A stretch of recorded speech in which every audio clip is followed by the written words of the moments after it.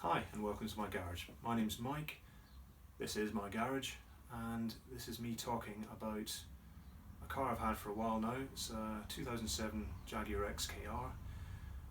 Got it after I got rid of my old Supra, and it was very much there to replace that. And to be quite honest, it's been an absolute pain in my neck since then. It's an absolute pain to work on. It loves the taste of human blood, especially mine, because it's such close quarters to work in. But that said, when you get it working right and you go out for a drive in it, it's an absolutely great car, so I've not given up on it.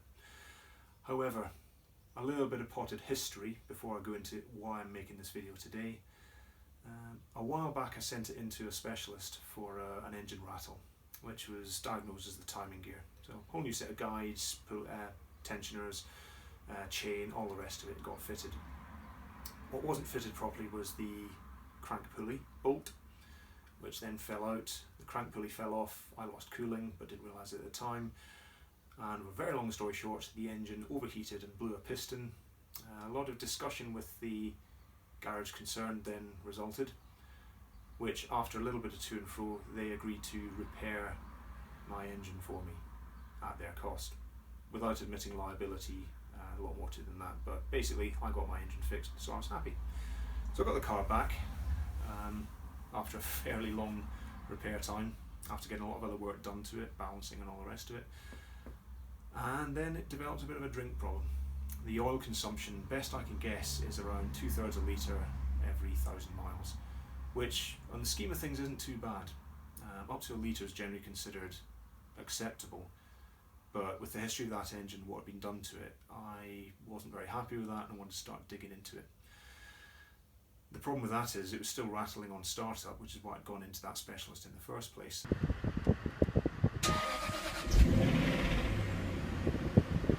It was diagnosed by the new specialist that I use as being the VVT units, which is about 1,700 quid to fix. So, as those with Jags will probably know, any build tends to go into four figures pretty quickly, but at that time I'd started restoring an old Mustang, and to be honest, I didn't have the money, and even if I did, I think that money I'd have preferred was spent elsewhere at that time. So the Jag, there was other issues as well, but the Jag got put into a garage at work, taken off the road for a while, and it was going to sit there until I had the time and the money to do it properly. The main reason for that is not just because it needed engine work. The other thing that had been bugging me about it fairly consistently was the ride and the handling. It was very firm, and don't get me wrong, it's a sporty car, it's meant to be firm, but I live in Devon and the back roads around here are pretty uneven. So if you're trying to drive something with 400 odd horsepower and 20-inch alloys around there, it gets skittery very quickly. Add to that, I'd put aftermarket suspension on, my own fault. Obviously it's going to be firmer, and you add all that together and it's a pretty uncomfortable ride on anything outside of a motorway. On a motorway or on a flat surface, it's brilliant, a lovely car to drive, and it's got a lot of power. But as soon as you start taking it on any sort of normal roads or back roads or urban roads, it was just bouncing around like anything, and tramlining too. So I started looking into other things that I could do to solve this, and the main one being, because I hate too much unspun weight anyway, and I like having a decent bit of meat on the tyres rather than massive alloys, because it's just show, really, it's just for show. So I decided to look into what else I could put on there. And the initial plan was to put a set of 18-inch rather than 20-inch alloys on. Jaguar would do a set of 18s for the XK, the Venus wheel, and those weren't too expensive used. The only problem is you have to go back to standard XK brakes, not the XKR big brakes as well, because you don't have enough clearance. So I thought, well, that's okay, I'm not going to be doing track days or anything like that. Potentially a set of brakes, a downgrade in the brakes will be okay. So a long time back I got a set of these, which are a standard set of 4.2 XK calipers. Started stripping them, but ultimately they're a long way from going on, so I just kind of left those. It was an impulse buy at the time. That was mainly because a set of Venus alloys with tyres as well is around about the 12 to the 1,500 quid to get both the wheels refurbed, because they're always going to be used, and the tyres on top. You add to that the suspension, where I was looking at going back to the standard XKR suspension, so that'd be a standard set of shocks, and I still had my original springs, that wasn't too bad, but the standard shocks were still coming out as $1,000. So by the time you chuck pads and discs and a refurb for these, call that 300 quid. You're looking at 1,500 for alloys, that's 18, and then £1,000 for shocks, and probably another 100 quid for miscellaneous stuff. You're looking at just under £3,000 just for suspension and so on. Add on to that the VVT units, 1,700 quid.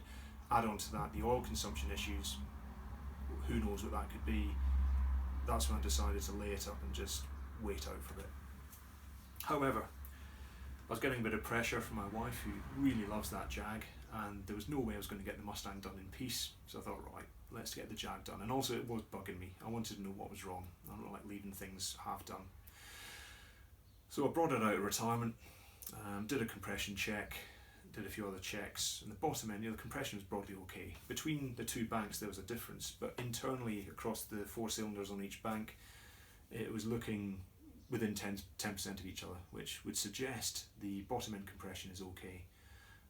That doesn't say anything about the oil control rings. Those still might be duff and letting oil through, but at least the compression seemed okay.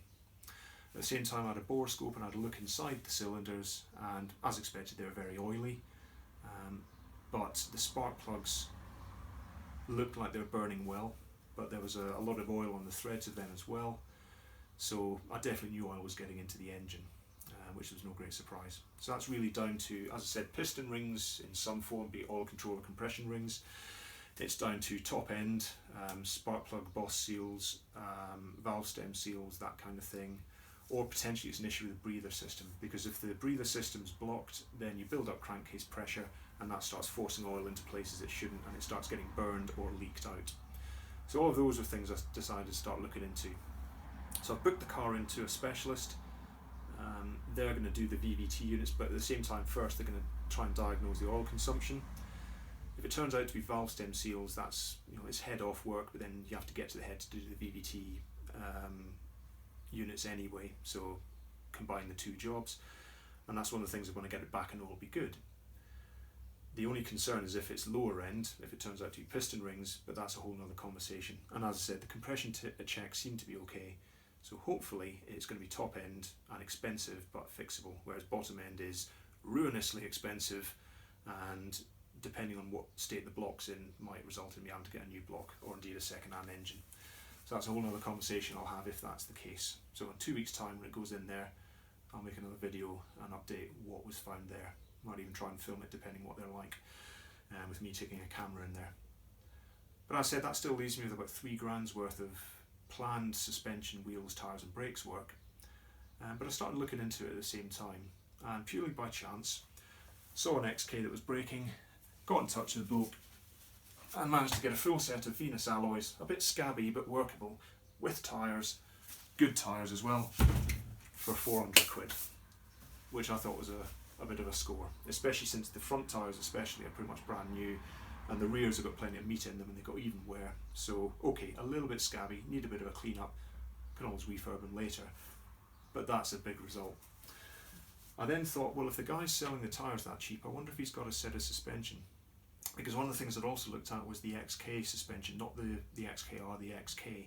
It's about 40% less stiff at the rear and 25% less stiff at the front, I have found out on the internet. Can't confirm that because Jaguar don't list spring rates anywhere, which is useful, but that's the claim. So I thought, well, rather than going back to standard XKR suspension, which is stiff, still stiff, and it costs £1,000, I wonder what this guy wants for a set of XK suspension. And the answer was 160 quid all in for a set of really good fronts. As you can see there, there's no real rust. They're in pretty good nick and ready to go straight on, and have the connector for the CATS active suspension that the XKs had fitted, which is also a useful factor. The rears are in a bit worse condition. There's a lot of sort of surface to starting to get onto structural rust on the shocks, but they're still sound, they're not leaking. The shock bush I can move by hand, but I've got the correct tools to press a new one in and out. That's not a massive issue. And most importantly, the springs and the top mounts are all good. So I think these will clean up and go on fine. And even if they don't, a new set of XK shocks on the rear anyway, I can get for about 160, 170 quid delivered. Add all that together, I'm paying just under 300 quid for a full set of XK suspension that is a lot softer sprung than the XKR. So what we're then looking at is 18-inch wheels and tyres, so you're an extra inch all round, 2 inches of sidewall, inch of sidewall all round. You're looking at much lighter brakes. These are only about 6 kilograms, and I certainly couldn't pick up one-handed the XKR one and chuck it around like this. And I'm also looking also at the XK suspension, shocks and springs. So add all that together, it should absolutely transform the ride. Now some people will be howling at the screen now saying, but it's not as sporty. To them I say, brilliant, try driving on a Devon back road and see how your spine loves you at the end of that. And also, I don't have to fit all of this. I can kind of mix and match it a little bit, and even potentially look at going back to the standard dampers later. You know, but I think I'll go full retard first and put the XK shocks and alloys and brakes on, and then if I like it I can leave it. If I think it's a bit too soft, I can just start progressively trying combinations. I can put the 20s back on, or I can put the standard springs and shocks back on, springs and shocks, and so on and so forth. I've got the flexibility then to try stuff which I haven't had before. So that's the plan. That's where we are just now. It's up, it's driving, it's taxed, it's burning a bit of oil, but I think the bottom end's okay. I suspect it's top end or breather, and I've got pretty much everything I need now in terms of brake, suspension and tyres, that once I'm confident the engine's not scrap, I can start putting those on. So overall, direction positive.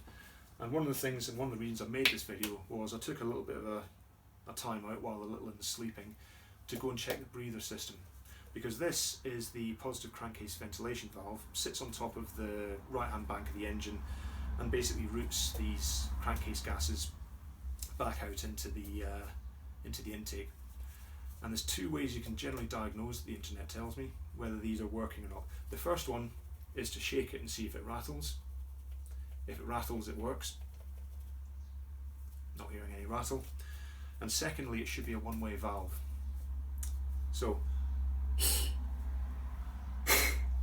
the fact that I can blow into both ends and get air coming out the other suggests that this is stuck open, or just not working, well, basically just not working.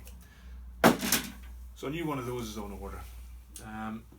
Now again, that might be an idiosyncrasy of the Jag PCV valve. I might be barking up completely the wrong tree, but certainly if this had stuck closed, that can lead to oil consumption issues. However, if I'm able to blow through both ways, to me that suggests it's stuck open, and that can apparently lead to lean running and a rough idle and a few other bits and pieces, which actually the car didn't idle particularly well, and it didn't start particularly well. So while a stuck open valve won't cause oil consumption as far as I understand it, I think it's still been giving me some issues. So a new one of these is on the way. That'll be in on Monday and getting fitted. There's literally 2 bolts in there on top of the engine, so an absolute cinch. And I'll stick that on and just see where we go. The intent before I send it into the next garage in a couple of weeks' time is to get about as close to 1,000 miles as I can on it. It's a bit difficult with COVID, but hey, I'll try. And then get another look at the spark plugs at the pistons, and maybe do another compression check just to see what's going on, although that was a pain. I might not do that, but that at least allows me to send it into these guys with a reasonable idea of where the issue might be, and the hope is that it's top end, at worst valve stem seals, which is a lot of labour, but hey, it'll solve the issue, and just hope like hell it's not a bottom end issue, or at least if it is, it's down to something done wrong by the previous bloke that I can therefore approach him to put right. I don't think that's the case though. I think the bottom end's fine. I may prove to be entirely wrong, but I think this is top end and probably valve stem seals or something similar. I really hope so anyway. So, more updates to follow. Certainly going to start getting the tyres, the suspension and all the rest of it done. But like I said, next video should be the boroscope into the valve, into the pistons, and have a good look at what they look like after 700-800 miles worth of running, after it's been stored in the garage for a while. So, more to follow. Hope you stay with me.